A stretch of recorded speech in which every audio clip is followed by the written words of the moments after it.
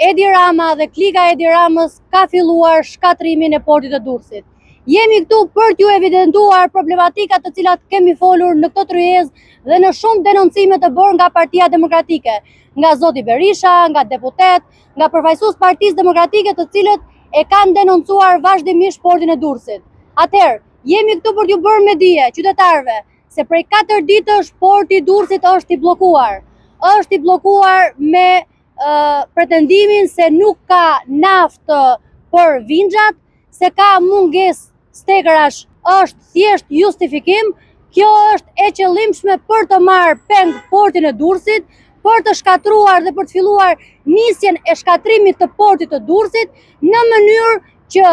kontenjerët dhe anijet të zhvendosen diku tjetër, në mënyrë që shqiptarëve t'ju rritet edhe çmimi, sepse nëse do shkojnë dhe do ankorohen në një port tjetër, do duhet që çmimi i mallrave t'ju shtohet shqiptarëve dhe në shportën e shqiptarëve të ketë rritje çmimesh. Akuzoj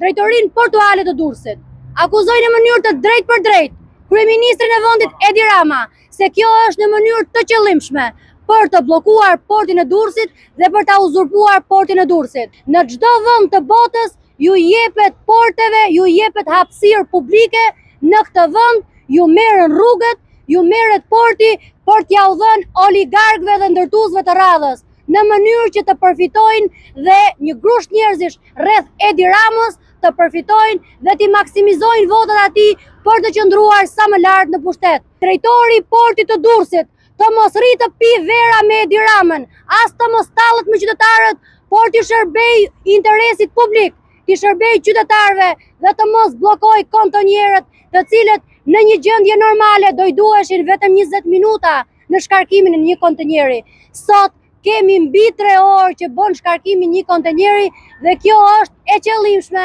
në mënyrë që këta të mërziten dhe të shkojnë diku tjetër.